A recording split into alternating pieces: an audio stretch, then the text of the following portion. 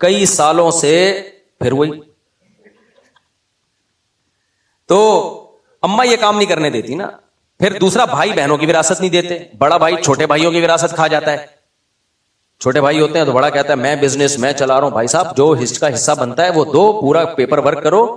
پھر ہم نہیں کہہ رہے بزنس کو ڈیوائڈ کرو, ایک مشترکہ بزنس ہے چل رہا ہے تو اس میں پارٹنرشپ ہوگی, بھائی اس کا اتنا حصہ ہے, اس کا اتنا حصہ ہے, اس کو اس کا پروفٹ دو. جو بھی ہے وہ علماء کے پاس بیٹھے تو پورا ایک طریقہ آپ کو بنا کے دے دیتے ہیں وہ. تو اس میں پھر چھوٹے بھائی کی پراپرٹی ہے وہ بیچ نہیں سکتے آپ, نابالغ کی پراپرٹی نہیں بیچ سکتے آپ, کیونکہ بیچو گے. بہت سے لوگوں نے کیا کیا, نابالغ بھائیوں کی پراپرٹی تھی کا بیچ کے کاروبار میں لگا رہا ہوں, کاروبار گیا برباد ہو گیا. تو اس میں علماء آپ کو بتائیں گے نابالغ بچے کی پراپرٹی نہیں بیچ سکتے آپ, وہ بڑا ہو کر سمجھدار ہو کے خود ہی, کیونکہ پراپرٹی بک گئی تو کوئی پتہ نہیں ہوتا کاروبار چلے کہ نہیں چلے. بہت سارے حکام ہیں ایسے, 1400 سال ہم نے اسلام دنیا پہ حکومت کی ہے بھائی, علماء نے اسلامی حکومتیں تھیں نا, تو یہ اسلام ہی تو رہا ہے عدالتوں میں, کامیابی سے چلا ہے. تو خلافت عثمانیہ کے بعد پروگرام بڑھنا شروع ہوا ہے ہمارا, خلافت عثمانیہ کے سقوط کے بعد. تو یہ کام کرنا ہے وراثت کی تقسیم کا. سمجھتے ہو کہ نہیں سمجھتے؟ بس اور کچھ نہیں کرنا, باقی سب نہیں کرنے والے کام ہیں. یہ بھی نہیں کرنا, یہ بھی نہیں کرنا, یہ بھی نہیں کرنا, یہ بھی نہیں کرنا. اور کبھی کبھار موقع ملے تو والدین کی قبر کی زیارت بھی کر لینی چاہیے, ویسے ہی قبرستان کی زیارت کرنی چاہیے, لیکن زیارت سے زیادہ اہم کیا ہے, ان کے لیے دعائیں. زیارت سے زیادہ اہم دعائیں, یہ کرنے کے کام ہے. اس کے علاوہ جتنے کام ہیں وہ نہیں کرنا ضروری ہے. لوگ کہتے ہیں ممانعت بھی تو نہیں ہے. بھائی ممانعت ہے, جب شریعت نے ایک طریقہ بتا دیا ہمیں کہ یہ طریقہ ہے تو اس کا مطلب اس کے علاوہ سارے طریقے غلط. سب طریقوں کو ختم کرنا ہے. نہ برسی ہے اسلام میں, نہ جو ہے وہ تیجا ہے, 40واں ہے, کچھ بھی نہیں. مفتی صاحب میں آپ سے سوال کرنا چاہتا ہوں, یہ ہو گیا بھائی کسی کے گھر میں انتقال میں اتنا ٹائم نہیں لگا ہوگا جتنا میں نے اس کو بیان کرنے میں بتا دیا. اور میں نے اپنے بارے میں وصیت کی, سب نے مرنا ہے. ایک دفعہ میں نے وصیت کروائی تو لوگ کہہ رہے ہیں ہائے آپ کیوں مر رہے ہو؟ بھائی سب نے مرنا ہے, آپ بھی تو مرو گے. کیا قیامت کا اعلان کر کے جاؤ گے آپ؟ تو میں نے وصیت کی ہوئی میں مر جاؤں. مشہور لوگ مرتے ہیں تو بہت ڈرامے بازی بہت ہوتی ہے, پھر ہاں حضرت جی فلانے تھے, ڈمکانے تھے, اور حضرت جی کا جنازہ نکل رہا ہے, حضرت جی کا جنازہ انڈا موڑ سے ٹن کرتا ہوا وہاں جا رہا ہے, حضرت جی کا جنازہ یہاں سے ٹن کر کے وہاں جا رہا ہے, پھر وہاں جا رہا ہے, وہاں جاؤ. نا نا نا نا, میں نے اپنے بارے میں وصیت کی ہوئی ہے, دوبارہ کر دیتا ہوں. جیسے میرے والد صاحب علاقے کے مشہور آدمی تھے, لوگوں کو بڑی محبت تھی. ہم مدرسے میں تھے, اطلاعی کو ہارٹ اٹیک ہوا ہے. ہم جیسے ہی گھر آئے راستے میں اطلاعی کے انتقال ہو گیا. رات کو 12 بجے ان کی ڈیتھ ہوئی ہے, اور بس دفنانے میں اتنی تاخیر ہوئی ہے جتنی قبر کھدنے میں تاخیر ہوئی ہے. سمجھ رہے ہو کہ نہیں سمجھ رہے؟ 9 بجے ہم دفنا کے فارغ ہو چکے تھے, وہ بھی اس لیے کہ 9 بجے جو ہے وہ قبر اس سے پہلے خود ہی نہیں تھی, ورنہ رات ہی ہم نے ان کو غسل دے دیا. غم تھا, غم تو ہوتا ہے, وہ تو اب تک ہی ہے, اب تک ہے. تو فجر کی نماز میں جب اعلان ہوا تو اکثر لوگ زیادہ تر فجر نمازی بھی چھوڑ دیتے ہیں, فجر بہت کم لوگ ہوتے ہیں فجر میں. تو 9 بجے ہم دفنا کے گھر آ چکے تھے. پھر جب اعلان ہوا حافظ مسعود صاحب کا انتقال ہو گیا, لوگ گھر آنا شروع ہوئے, بہت زیادہ ان کی الحمدللہ محلے میں عزت تھی. امام صاحب جو ہیں جب جنازے کا اعلان کرتے ہوئے, میں نے پہلی دفعہ ان کو روتے ہوئے دیکھا تھا. جنازے کا اعلان کرتے ہوئے پہلی دفعہ میں نے ان کو روتے ہوئے دیکھا تھا امام صاحب کو, ہمارے والد صاحب کے انتقال پر. اتنی وہ لوگ ان سے محبت کرتے تھے. اللہ ان کی مغفرت کرے, ان کے درجات کو بلند کرے. مقصد کوئی بہت زیادہ تعریفیں نہیں, ہر شخص میں خامیاں بھی ہوتی ہیں, خوبیاں بھی, لیکن پبلک میں, عوام میں ان کی ایک محبت تھی بس, اس لیے لوگوں کو غم بہت ہوا تھا. گھلتے ملتے تھے سب سے, اور کوئی ایسی غیر اخلاقی سرگرمیوں میں نہیں تھے, پیسوں میں بالکل ایک نمبر تھے. تو ان چیزوں کی وجہ سے ایک تھوڑی سی ان کی ویلیو تھی. پھر نائب امام بھی تھے ایک طرح سے, یعنی نائب امام کا مطلب کہ جب امام صاحب نہیں ہوتے تو نماز تلاوت بہت اچھی کرتے تھے, بچوں کو قرآن پڑھاتے تھے بغیر کسی فیس کے, تو شاگرد بھی بہت تھے ان کے. خیر, تو لوگ حیران تھے, بھائی یہ انتقال بھی ہو گیا اور دفن بھی کر دیا, یہ کیا ہے؟ میں کہا بھائی یہی ہے, ہمارے یہاں اسی طرح ہی چلتا ہے. تو ایسے میں نے اپنے بارے میں بھی وصیت کی ہوئی ہے, بھائی میری موت کی اطلاع ملے, اللہ کرے کہ اللہ عمر میں برکت دے, دین کی خدمت لے لے, بہرحال مرنا سب نے, تو جیسے ہی ملے فوری طور پہ قبر, کفن, دفن.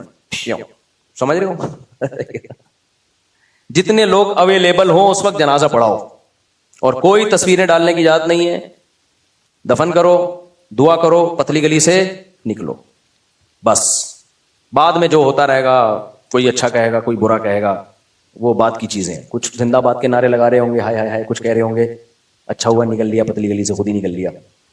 یا کسی نے نکال بھی سکتا ہے ہمیں، تو مشہور لوگوں کو تو نکلتے نہیں ہے، بعض دفعہ دھماکے میں نکال دیا جاتا ہے، اللہ بچا کے رکھے. خیر تو صحیح ہے، کراچی ہے، پاکستان ہے، کوئی بھروسہ نہیں ہے کہ خود نکلیں یا گن پوائنٹ پہ نکالے جائیں. تو جو بھی ہو، اصل تو شہادت کی موت ہے.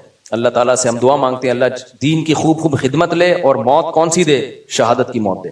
تو خیر اس کے بعد ہم نے کہا بھائی صاحب کوئی نیا واقعہ نہیں ہوگا، سب دنیا میں آتے ہیں اور سب دنیا سے جاتے ہیں، اور کسی ایک شخص کے جانے سے یہ نہیں ہوتا ہائے دین کا کام اب کون کرے گا، ہم کون سا بہت زیادہ کام کر رہے ہیں، سب علماء کر رہے ہیں، تو اللہ جب تک دین کو رکھے گا علماء پیدا ہوتے رہیں گے. تو بس دفن ہو گیا خلا. مفتی طارق مسعود صاحب تھے، 4 شادیوں پہ اچھی باتیں کیا کرتے تھے، ہائے ہائے ہائے ہائے، ان کی زندگی میں کر لیتے تو موٹیویشن مل جاتی. بس یہ رونا دھونا 2-4 دن رو، اس کے بعد دعا کی ضرورت ہے بھائی. دعا ساری زندگی مانگو کہ جو غلطیاں ہوئی ہیں، ہر شخص خطا کا پتلا ہے، ہم سے بھی ہوئی ہوں گی، مغفرت کی دعا کو فوکس کرو، ایصال ثواب کو فوکس کرو، دعائے مغفرت کو وہ تو ساری زندگی کرنی ہے. لوگ علماء کے لیے دعا کرتے نہیں ہیں، ہار پھول اور یہ ڈرامے بازیوں میں لگے ہوتے ہیں، یہ غیر مسلموں کا کام ہے بھائی، مسلمانوں پہ یہ چیزیں سوٹ نہیں کرتی. تو میں نے تو سختی سے کہا ہے کوئی تصویریں نہیں ڈالی جائیں، جیسے انتقال ہو دفن کر کے لوگ الفلاحیہ مسجد میں آئے بھائی، حضرت اگر میں بڑھاپے میں گیا تو وہ بابا جی کا بیان ہوتا تھا، وہ کہاں ہیں آج کل؟ جی انا للہ ہو گیا. ابے ہمیں تو پتہ ہی نہیں، کوئی کیا کریں، وہ دفنا دیا تو اس کے بعد پتہ چلا. تو اس لیے میں نے تو وصیت کی ہوئی ہے کہ بالکل تمیز سے، ہلکا پھلکا، اور دفن قبرستان میں کرو. یہ جو آج کل ایک نئی چیز بڑی بھی ہے، کوئی بڑے بزرگ مرتا ہے تو یہ والے احاطے میں دفن ہوں گے، نہیں بھائی، یہ بھی سارے مسلمان ہیں جو قبرستانوں میں ہے نا، الگ سے پروٹوکول نہیں چاہیے. یہی ہمیں مسلمانوں میں ہی اپنے جیسے گناہگاروں میں ہی دفن کر دینا، الگ سے کسی وی آئی پی قبرستان میں دفن کرنے کی ضرورت نہیں ہے کہ یہ احاطہ ہے یہاں پہ حضرت جی، یہاں حضرت جی کیوں ہیں؟ حضرت جی ہیں تو جہاں سب مسلمان جا رہے ہیں وہیں جائیں نا حضرت جی بھی، ان کو وہاں جاتے ہوئے کوئی شرم کیوں آ رہی ہے نا؟ حضرت جی ہوتا ہے اس کی ہر چیز ہی عجیب ہوتی ہے. گھر میں دفن ہو رہا ہے، وہ مسجد کے احاطے میں دفن ہو رہا ہے. بھائی صاحب جو قبرستان بنا ہے سب مسلمانوں کے لیے، تم بھی کیا تھے کوئی زیادہ فنٹر بننے کی کوشش مت کرو، جاؤ اسی قبرستان پہ جاؤ. ہاں بعض علماء نے کیا کیا ہوتا ہے کہ زمینیں خرید کے وقف کی بھی ہوتی ہے، جیسے جامعۃ الرشید نے ایک پلاٹ لیا ہوا ہے کہ بھائی جامعۃ الرشید کے جتنے بھی حضرات ہیں، بڑے حضرات یا چھوٹے حضرات، وہ یہاں دفن، وہ تو پھر قبرستان ہی کے حکم میں ہو گئے نا، تو وہ تو پھر نارمل قبرستان ہو گیا. تو کسی نے اپنا خاندانی قبرستان خریدا ہوا ہو، ایسے لوگ کرتے ہیں کہ بھائی ہم اپنے خاندانوں کی قبریں یہیں بنائیں گے، تو وہ زمین لے کے قبرستان کے لیے وقف کر دیتے ہیں. وہ ایک الگ چیز ہے، اس کے ہم خلاف نہیں ہے، لیکن الگ سے وی آئی پی پروٹوکول کسی میت کو کہ بھئی یہ الگ سے اس احاطے میں دفن ہوں گے، یہ ٹھیک نہیں ہے. جیسے سب انسان رہتے ہیں، ہم تو چاہتے ہیں ہمارا حشر مسلمانوں میں ہو بھائی. جب سارے مردے قبروں سے اکھڑے تو انہی مسلمانوں کے قبرستان سے اللہ میں بھی شاید اسی بیس پہ اللہ بخشش کر دے، اسی بیس پہ. اس قبرستان میں ہر طرح کے لوگ ہوتے ہیں، نیک بھی ہوتے ہیں، برے بھی ہوتے ہیں بھائی، مسلمان تو ہے نا، ایمان پر تو ہیں. تو الگ سے میں تو نہیں چاہوں گا کہ میرا حشر بالکل ایک الگ سے وی آئی پی قبر سے ہو رہا ہو، تو ہمارے اعمال تو اس قابل نہیں ہے. تو ہم تو اس میں شاید بخشا آ جائیں کہ ہول سیل میں تھوڑے بہت 2-4 لوکل مال بھی آ جاتا ہے. کیا خیال ہے؟ جب آپ کینو کی پیٹی لے کر آتے ہو، اچھے کینو ہوتے ہیں، 2-4 پھر بھی سڑے ہوئے نکلتے ہیں، لیکن وہ بھی ہول سیل کی وجہ سے آپ کے مال میں آ جاتے ہیں. تو جب اللہ تعالیٰ مسلمانوں کی بخشش کرے گا تو 2-4 علائق بھی ہول سیل میں کیا ہوں گے، ہو سکتا ہے بخشے جائیں. اللہ کہے گا چلو اس قبرستان میں اتنے نیک لوگ تھے، 2-4 4-4 8-8 19 بچوں والے بھی پڑے ہوئے تھے اس میں، چلو بھائی کنٹینر میں جب مال جا رہا ہے جنت میں تو 2-4 یہ بھی لے جاؤ. ہول سیل پہ برداشت کر لیا جاتا ہے، ریٹیل پہ نہیں ہوگا. الگ سے ایک الگ قبر سے مفتی طارق مسعود کو نکالا جا رہا ہے، پھر حساب بھی ریٹیل پہ ہوگا میرے بھائی. کیا خیال ہے؟ سارے مردے یہاں سے نکل گئے، کنٹینر بھر کے جا رہے ہیں، حساب کتاب جنت، اور یہ والا الگ سے آ رہا ہے الگ قبر سے کہ مسجد کے احاطے میں سامنے گارڈن میں حضرت جی کو دفنایا گیا. یہ والا جو ہے نا ابھی الفلاحیہ میں تو انتقال ہو گیا، تم یہاں دفنانے کا خطرہ ہے، تو میں نے منع کیا ادھر نہیں. یہ الگ سے پروٹوکول سے نکل کے آ رہا ہے تو ریٹیل پہ پھر میرے بھائی حساب ہوگا. اللہ الگ سے پورا پوچھے گا، بتا 4 کے ساتھ کتنا انصاف کیا، 19 کی تربیت بھی کی یا خالی ایکسیلیٹر پہ پاؤں رکھا ہوا تھا، بچوں کی اسپیڈ بڑھائی ہوئی تھی. کیا اسپیڈ پہ سارا فوکس کیا یا تربیت پہ بھی فوکس کی؟ کیا چھوڑ کے گیا ان کے لیے؟ دھواں چھوڑ کے گیا ہے کیا؟ وہ ایک صاحب تھے میرے دوست، ہر وقت سگریٹ پیتے رہتے، سارا پیسہ سگریٹ میں پھونک دیا. میں نے کہا کمبخت تو مرے گا تو وارثوں کے لیے صرف دھواں ہی چھوڑ کے جائے گا یا کچھ اور بھی چھوڑ کے جائے گا؟ کیونکہ ہر وقت سگریٹ پیتا رہتا تھا، بچے بھی تھے. تو میں نے کہا کچھ پیسہ بچا ان بچوں کے لیے چھوڑ کے جا یار. میں نے کہا ورنہ تو جو ہے نا دھواں چھوڑ کے جائے گا. ایک اور تھے ان کو وہ اتنی سگریٹ پیتے وہ کہتے مجھے شادی کرا دو. میں نے کہا دھواں نکلے گا اور کچھ بھی نہیں نکلے گا, اس لیے تو شادی چھوڑ دے, سگریٹ چھوڑ پہلے.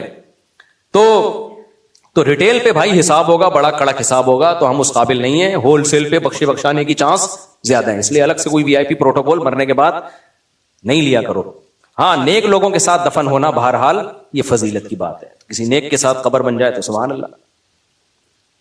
اچھا, اورنگزیب کو استانی لوگ کہتے ہیں کہ جمعے کے دن موت ہو گئی, تو حدیث میں ایک روایت میں آتا ہے جمعے کے دن موت فضیلت والی ہے, اگرچہ حدیث سند کے لحاظ سے ضعیف ہے, تو اللہ کی سے امید اچھی لگا لینی چاہیے. بہرحال جمعے کا دن برکت کا دن ہے, لیکن اصل اعمال ہے میرے بھائی, اصل کیا ہے؟ اعمال ہیں. زہیر شاہ کراچی سے, مفتی صاحب میں نے غصے میں میری بیوی مجھ سے کہنے لگی مجھے طلاق دو, اور میں نے کہا میری طرف سے طلاق ہے تمہیں. پھر اس نے بولا مجھے طلاق دو, میں نے کہا میری طرف سے طلاق ہو گئی, سمجھو اب کیا میں رجوع کر سکتا ہوں اپنے والدین میں؟ کیا طلاق؟ آپ نے جب پہلی دفعہ کہا نا میری طرف سے طلاق ہے تو اس سے ایک طلاق ہو گئی. جب اس نے دوبارہ کا طلاق دو تو آپ نے کہا میری طرف سے ہو گئی, تو ہو گئی میں بظاہر یہی ہے کہ پہلی والی طلاق کو آپ نے اسی کی خبر دی ہے کہ دے چکا ہوں, ہو گئی ہے, تو اس سے پھر ایک طلاق واقع ہوئی ہے, رجوع کا حق آپ کے پاس ہے. محکمہ جنگلات کی اجازت کے بغیر اگر جڑی بوٹی کی نکاسی کی جائے اور اسی جڑی بوٹی کو غیر قانونی طریقے سے فروخت کیا جائے اور اس کی آمدن سے اپنی ضروریات پوری کی جائے, اور زمین کے علاوہ یہ کیا ہے میکسن پتہ نہیں کیا لکھا ہوا ہے کہ اجتماعی چراگاہ ہے. میرا تعلق گلگت کے دور دراز علاقے سے ہے, نام عبد الرحمان تابش. دیکھو جنگل پہ کسی کی ملکیت نہیں ہوتی, اگر جنگل سے کوئی جڑی بوٹیاں لایا ہے اس نے بیچا ہے تو آمدن حلال ہے, لیکن اگر گورنمنٹ کی طرف سے پابندی ہے تو یہ انلیگل ہونے کی وجہ سے ناجائز کام ہوگا. کام ناجائز ہے لیکن آمدن حرام نہیں ہوگی, کیونکہ آمدن تو ایک جائز چیز کی ہے اور وہ کسی کی ملکیت میں بھی نہیں ہے, مباح ہے. لیکن حکومت کے جیسے جنگل سے لکڑی کاٹ کے کسی نے بیچ دی تو گناہ گار ہوگا, ناجائز ہوگا, کیونکہ انوائرمنٹ خراب ہو رہا ہے, جنگل اس طرح سے کٹ رہے ہیں تو ماحول خراب ہوگا, اس سے آکسیجن کا لیول گرے گا اور پولوشن پھیلے گی. تو گورنمنٹ جب ایسے قوانین بناتی ہے سب انسانوں کے مفاد کو سامنے رکھ کے بناتی ہے. اس کی مثال دیکھو, جنگل میں شکار پر حکومتوں نے پابندیاں افریقہ میں جاتے ہیں, اگر شکار پہ پابندیاں نہ ہوتی سب لوگ شیروں کو مار مار کے ختم کر چکے ہوتے, جنگلی حیات ہی ختم ہو چکی ہوتی. تو یہ خود انسانیت کے لیے نقصان دہ. جنگل کے جانور بہت ساری انسانوں کی ایسی خدمت کر رہے ہیں جو ہمیں معلوم نہیں ہے. اگر سارے شیروں کو آپ مار دو گے نا تو ہرن اتنے پھیل جائیں گے وہ سارے جنگلات کھا کے ختم کر دیں گے. تو بین الاقوامی قوانین بنتے ہیں جنگلی حیات کی حفاظت کے لیے. حالانکہ شرعی طور پر تو جائز ہے شکار کرنا, آپ کسی بھی جانور کا بلا وجہ ظلم نہیں کرو, کھانے کے لیے کرو. اب لوگوں کو اجازت دیں تو سارے ہرن کھا کے ختم کر دیں گے. جب سارے ہرن ہی ختم ہو جائیں گے شیر کیا کھائے گا؟ شیر کیا کھائے گا؟ وہ بھوک سے تڑپ تڑپ کے مرے گا, جنگلی حیات ختم ہو جائے گی, بڑے مسائل, پوری زمین کا نظام برباد ہو جائے گا. تو اللہ نے انسانوں کو زمین کنٹرول میں لینے کی اجازت دی ہے, مینجمنٹ کی. انسان اپنی گروتھ ریشو کو کنٹرول نہیں کر سکتا, خوب سمجھ لو, کیونکہ انسان مقصود کائنات ہے, اس کی کنٹرولنگ اللہ کے ہاتھ میں ہے. اس لیے یہ برتھ کنٹرول اور یہ جو فیملی پلاننگ کے سسٹم چل رہے ہیں یہ خلاف شریعت ہیں. بھائی انسان مقصود کائنات ہے, اس کو کنٹرول اللہ کرے گا, یعنی اس کی گروتھ ریشو کو, اس کا ایک نظام بنایا ہوا اللہ تعالیٰ نے, اس میں دخل اندازی ٹھیک نہیں ہے. لیکن پوری کائنات اللہ نے انسان کے لیے مسخر کی ہے, تو وہ اپنے حساب سے کنٹرول کر سکتا ہے جانوروں کی, کہ بھئی اس جانور کی نسل بڑھ رہی ہے, جنگلی حیات کے لیے نقصان دہ, اس کو کم کرو, اس کی بڑھاؤ, وغیرہ وغیرہ. جیسے فارمی مرغیاں, ہم نے مرغیاں اتنے انڈے دی نہیں تھی, ہم نے گن پوائنٹ پہ انڈا گیری شروع کروا دی مرغیوں سے.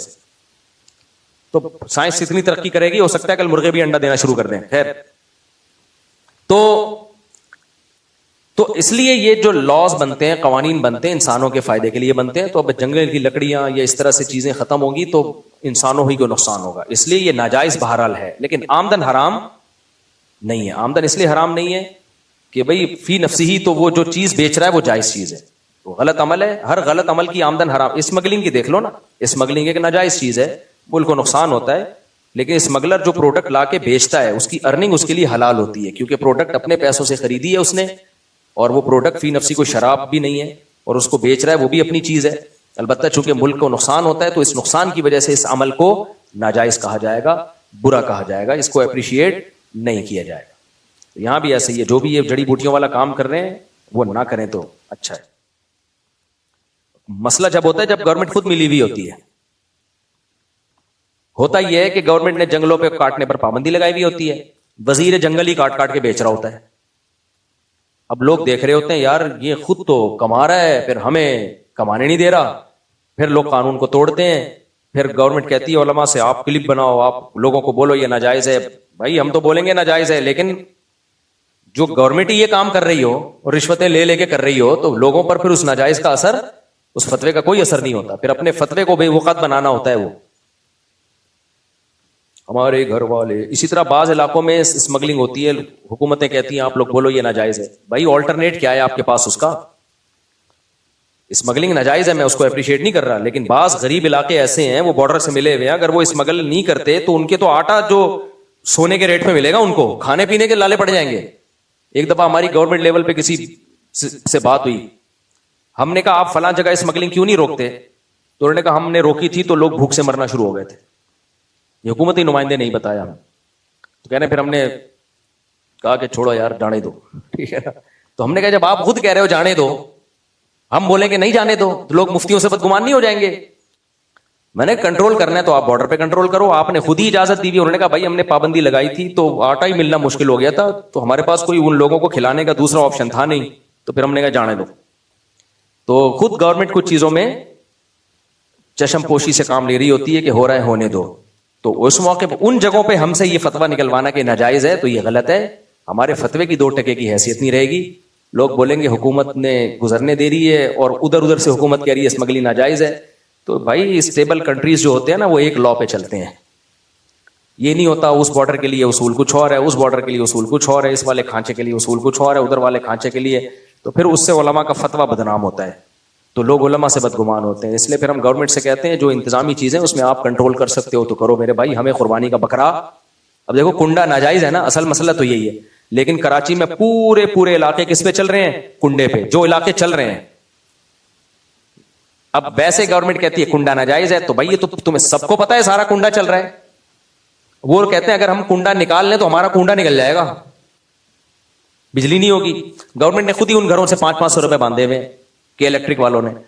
تو اس میں بڑے مسائل ہوتے ہیں, اس لیے ایسی چیزوں میں ہم پھر حکومت سے کہتے ہیں بھائی آپ خود کنٹرول کرو. ہم تو ایک جنرلی ایک اصول بیان کر دیتے ہیں کہ کنڈا ناجائز ہے, اس کے لیے کنڈا ناجائز ہے ہم یہ نہیں کہیں گے بھائی اس کی کیا مجبوری ہے, کس علاقے میں رہتا ہے یہ ہمیں نہیں پتا. تو اسمگلنگ ناجائز ہے, فلاں شخص کے لیے ناجائز ہے یہ میں نہیں کہوں گا, مجھے کیا پتا اس کی کیا مجبوری ہے اور بارڈر پہ آپ نے خود ہی کھانچے کھولے ہوئے ہوں. تو اس لیے ہم اصول بیان کرتے ہیں کہ اسمگلنگ بھی ناجائز, کنڈا بھی ناجائز, لیکن وسیم بھائی کے لیے کنڈا ناجائز ہے, یہ وسیم بھائی جانے گورنمنٹ جانے, ٹھیک ہے. اسمگلنگ ناجائز ہے, غفار کے لیے بھی ناجائز ہے, نہ یہ غفار جانے اور گورنمنٹ جانے. ناجائز ہے تو گورنمنٹ کو چاہیے روک لے, یہ اصول ہے. اچھا میرے بھائی ہمارے گھر تعویذ پر بہت یقین کرتے ہیں, ہمارے گھر والے اس کو کیسے ختم کریں؟ تعویذوں کے ذریعے ختم کریں. گھر والے تعویذ بنیں, آپ مسور کی دالیں لا کے پھینکیں تعویذ, ان کو چکر میں ڈال دیں, بیزار آ کے جان چھڑائیں ان چیزوں سے. پرچیاں لکھ کے نا وسیم لکھ دیا, پہ غفار لکھ دیا. یہ تعویذ پہ جو یقین کرتے ہیں نا, ان کو کوئی بھی پرچی نکلے یہ ڈپریشن میں جاتے ہیں. غفار لکھ دو, وسیم لکھ دو, سلیم لکھ دو, سبکتگین لکھ دو تو بے ہوش ہو جائیں گے, بولے گا بہت ڈفرنٹ قسم کا تعویذ آیا. لکیریں یوں ٹیڑھی میڑھی بنا دو, وہ ڈر جائیں گے بیٹا یہ طلاق کا تعویذ لگ رہا ہے. یہ جتنا ڈراؤنا شکل بنا دو ڈھانچے کی نا, وہ بولیں گے اب تو بس بیڑا ہی کیا ہو گیا. روز نکالو تعویذ گھر سے, ایسے خود پرچی ڈالو, نیفے میں رکھو. جس گھر والے کو تعویذ پہ زیادہ اسی چپکے سے شلوار کے نیفے میں ڈال دو, پینٹ کی جیب میں ڈال دو. پینٹ میں نیفا تو ہوتا نہیں ہے, تو وہ جیب میں ہاتھ ڈالے گا, نکلا کوئی بڑی کہانی ہے بھائی. اور اگر ان کو آپ نے بالکل ہی یوں سمجھو کہ جیسے بم سے اڑا دیا, تو تعویذ رکھو, اس پہ لکھ دو مفتی طارق مسعود.